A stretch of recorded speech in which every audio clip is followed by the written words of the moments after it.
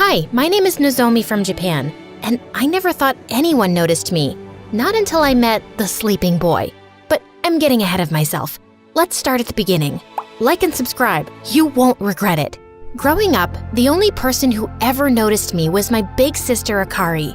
My mom traveled for work so much that I even called Akari Mom when I was too little to understand what was going on. My sister would take me to school where I would sit in silence and never say a word to anyone until she picked me up again. And then I wouldn't shut up the whole way home. But she didn't mind. She liked hearing me talk and she liked playing games with me, like making me look like one of her dolls. She would also give me a makeover using our mom's makeup, or dress me up as a monster and have me chase her around the house. Rawr! I'm gonna eat your head! My head? Yeah, it's the yummiest part! You really are a little monster! Rawr! When we got older, our mom moved to another country for work. She asked if we wanted to come, but we decided to stay. Akari had graduated from university and had a real job now, so we didn't have much time to hang out, but every Friday, I would wait for her at the train station near my school for when she got out of work, and we would hang out all weekend. And even though we grew up, nothing really changed, except now we didn't play dress up anymore. Now we dressed up for real to go out to dinner or the arcade or whatever we wanted. We had the best life. The only problem was, I was still too shy to talk to anyone, especially boys. One time when we were at the arcade, I saw a boy staring at us. Akari elbowed me. "He's looking at you, Nozomi. Go talk to him." My cheeks got so red, my hands all clammy. I suddenly froze up and couldn't even play the games anymore. Okay, let's go home. You don't have to talk to any boys. But you know, it would make me really happy if you tried, at least once, for me. Maybe you can talk to a boy for me. Then I won't have to do any work. She gave me a dirty look, but she was only kidding. I knew she was right. I just had no idea how I would ever talk to a boy. Then one Friday, the train that was supposed to arrive didn't come, and suddenly I got a really bad feeling. After 30 minutes, the train finally came, but Akari wasn't on it. I called and called, but she didn't answer. Then finally, I got a call, but it was from a random number. Hello? Is this Akari's sister, Nozomi? This is the hospital. Your sister was in an accident. She's in a coma. All the air left my lungs. In the hospital, I found her lying there with her head bandaged. She looked like she was sleeping. They didn't know how, but she fell onto the tracks and hit her head. The doctor said it was impossible to know when she would wake up. From that day on, I started visiting her every day. I usually read to her, but one day I forgot my book, so I just talked. And when I left, I ran into the nurse in the hallway. "If you have time, maybe you can talk to him too. He's in a coma like your sister. I think he was part of the accident she was involved with." "He was?"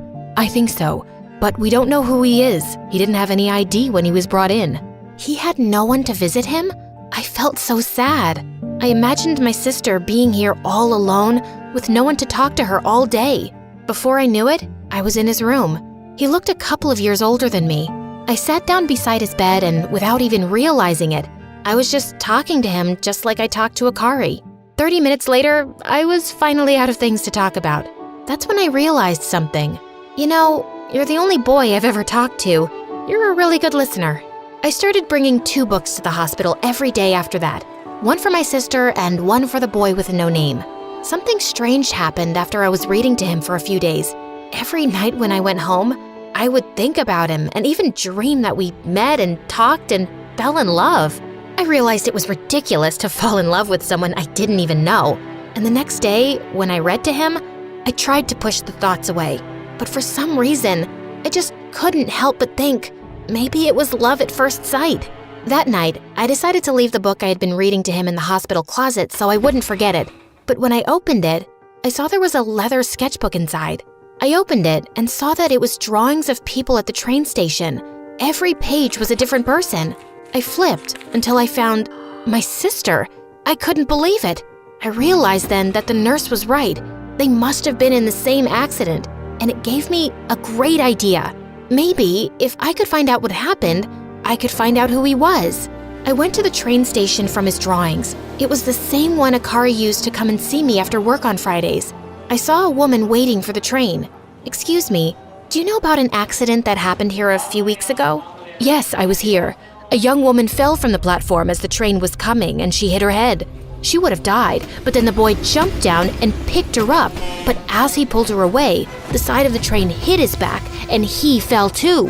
Whoa, the boy I had been reading to all this time had saved my sister's life. Maybe I wasn't so ridiculous for having feelings for him. Maybe it was destiny. Then the woman pointed to an elderly lady. That older woman, I think it's the boy's grandmother. She's been coming here every day waiting for him. We tell her he's in the hospital, but she doesn't remember. I was so sad to see her waiting there for him. I wanted to tell her what happened. Excuse me, ma'am. Are you waiting for your grandson? Yes, he's never late. I don't know what happened. But I decided if she couldn't remember anything, maybe it wasn't a good idea to tell her something so terrible like he's in a coma and might never wake up. But I couldn't leave her there like that, waiting for him. She had a cane and looked very weak. I'm sure he'll come home soon. Can I help you get home? I walked with her as she told me stories about how kind and wonderful her grandson was. His name is Kenji. He's always drawing. He takes care of me. With every word she spoke about him, I was falling more and more in love. But then I realized, oh no, without him, she had no one to take care of her. After I walked her home, I went to the market and bought a bunch of food and took it to her house where we both cooked while she told me more stories about him. I always tell him he needs to meet a girl and have a life of his own, but he says he doesn't have time for girls. He says it's because of his work, but I know it's because he takes care of me every day. But there is one girl he likes a lot. He always draws her. See? She pointed to a stack of drawings. I looked through them all. They were all of Akari waiting at the train station. I couldn't believe it. He was in love with her. My heart broke into a million pieces.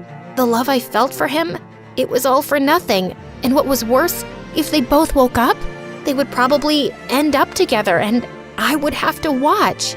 Still, I couldn't let his grandmother be alone with no one to take care of her. So every day, I would take the train and find her there waiting for him.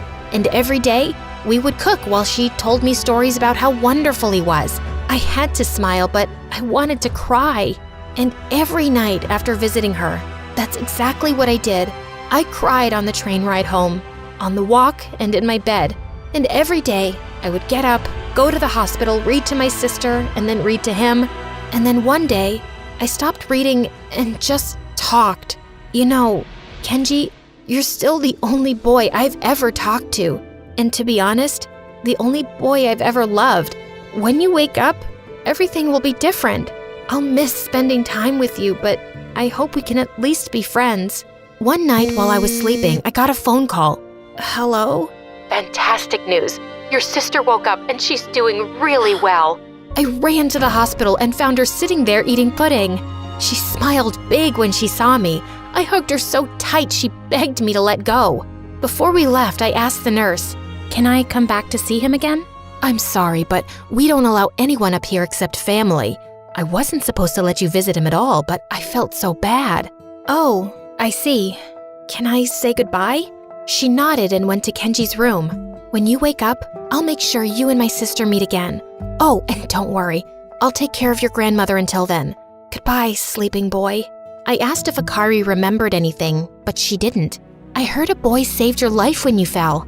"Really? I would love to meet him one day." "I'm sure you will. Fate has a way of making things happen." After that, Akari was still too hurt to work, so she just lived with me. But I kept seeing Kenji's grandmother every day to make sure she ate and was doing okay. One day, I knocked on his grandmother's door, and when it opened, it wasn't her on the other side. It was Kenji. Hello, are you looking for my grandmother? Yes. She told me someone was taking care of her while I was sick, but she couldn't remember your name. Thank you. Then he gave me a big hug, and all the thoughts I was trying to push away about being in love with him came back. He invited me inside, and we all had dinner. And this time, he had done all the cooking, and it was delicious. While we sat and ate, I realized all the stories his grandmother had told about him were true. He was kind, sweet, funny. Then he asked me to wait while he put her to bed. After, he asked if we could talk outside. I said yes, but to my surprise, instead of going out the door, he went to a ladder that led up to the attic. Wait, why up there? This is where I go to draw when my grandmother goes to bed. And tonight, there will be fireworks. He went up and I followed him, even though I hated heights. He led me to a window and stepped out. He sat on the roof and I sat beside him looking over the faraway city. The lights twinkled like stars. So, how did you meet my grandmother? Oh no, I hadn't thought about this part. If I told him the truth, I would have to say that I read to him in the hospital. At the train station, she was always waiting for you. Which wasn't a lie exactly, but now that meant I couldn't even tell him thank you for saving my sister's life. Maybe if I ask him about the accident, it will all come out naturally. But he said he couldn't remember what had happened. I felt so foolish for not telling him the truth just to save myself from a little embarrassment. All he did was be nice to me. I decided I owed him for saving Akari. So even though I would be humiliated and look stupid, I would tell him the truth. But before I could, he said, I kind of remember a little. There was this girl. I think she fell. I was in love with. I know. You know? How could you know? I saw your drawing of her. Your grandmother showed me. You were in love with her. That's why you jumped and saved her. Actually, no. I was in love with her sister. I couldn't breathe. Did he just say what I think he said? He looked down at the ground and said, Every Friday, the girl from my drawings and I would get on the same train. Sometimes we talked a little. She said she was meeting her sister and she started telling me about her, what she was like. She was cool and funny and when she would get off, her sister would meet her and I guess it was love at first sight. Like we were meant to be. Sorry, I must sound stupid. Good thing he wasn't looking at me, or maybe he would have seen the hearts in my eyes. Why did you draw her sister and not the girl you liked? I only saw her for a few seconds every day, but I always tried. Then he showed me his book of drawings, and all the way in the back, there were drawings of parts of a girl, never the full picture, since he drew from memory but never saw her fully. It was me. I couldn't believe it. After the accident, I can't remember what they looked like. I went to the station today, but I didn't see anyone who could have been her or her sister. I guess I'll never see her again. Actually, you're looking at her right now. He turned to me, confused, and then his eyes lit up and he recognized me. But how? I don't understand. I put my hand on his and kissed him. Just then, the sky exploded with fireworks.